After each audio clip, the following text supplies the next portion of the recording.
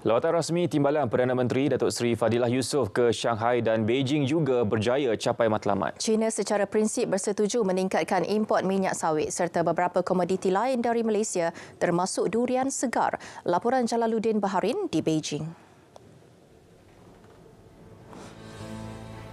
Datuk Seri Fadilah yang juga Menteri Perdagangan dan Komoditi berkata, pihaknya menjangkakan ekspor sawit mampu ditingkatkan kepada 3.4 juta tan setahun menjelang 2024 berbanding 3.14 juta tan ketika ini. Dan juga apa yang dipersetujui hasil perbincangan ialah dari segi untuk kita eratkan kerjasama dari segi pendidikan, research and development. Satu utamanya dalam bidang minyak sawit dan juga pertanian yang lain. Bagaimana teknologi yang ada di China ini dapat kita jalinkan kerjasama dengan entiti kita. Kita tahu MADI pun dah ada kerjasama, tapi kita nak kukuhkan lagi. Bagaimana kita nak tingkatkan pengeluaran hasilan kita. Tak kiralah dari segi padinya, dari segi yang lain-lain juga, produk-produk lain.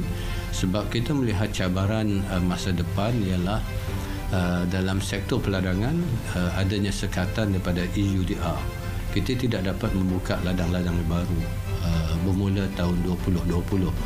Maknanya kita kena fokuskan dengan jumlah yang ada itu, ladang yang dah ada, bagaimana kita nak tingkatkan pengeluaran supaya kita dapat memenuhi bukan saja keperluan dalam negara kita, tapi bagaimana kita nak dapat tingkatkan ekspor ke negara luar. Tambah beliau, Republik itu turut menyatakan kesediaan untuk menjalinkan kerjasama bagi mengiktiraf pensijilan minyak sawit mampan MSPO. Dan dengan itu saya kira ini adalah permulaan yang baik. Maknanya MSPO bukan saja diterima pakai di Malaysia, sudah diterima pakai di India dan sekarang ni di China, dan hopefully lepas ni kita akan mengukuhkan juga di negara lain, termasuklah Jepun yang sudah menerima dan secara prinsip waktu Sukan Olimpik Jepun dulu. Bertepatan dengan sambutan ulang tahun ke-50 hubungan diplomatik kedua-dua negara tahun depan, Beijing juga mencadangkan satu perjanjian persefahaman MOU baharu antara Kementerian Perdagangan dan Komoditi dengan Kementerian Pertanian dan Hal Ehwal Luar Bandar China dalam tempoh 4 bulan akan datang. Di samping itu, Republik itu turut menyatakan persetujuan untuk memudahkan cara membantu rakyat Malaysia yang menjadi mangsa pemerdagangan manusia di Myanmar. Mengakhiri lawatan semalam, Datuk Seri Fadilah berkesempatan mengadakan pertemuan dengan Ahli Dewan Perniagaan dan Perindustrian Malaysia di China.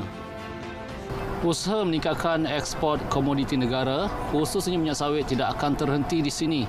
Pelbagai langkah akan terus dilaksana bagi memberi nilai tambah kepada produk berkenaan, termasuk penghasilan produk melalui inovasi yang semakin mendapat permintaan tinggi di pasaran global.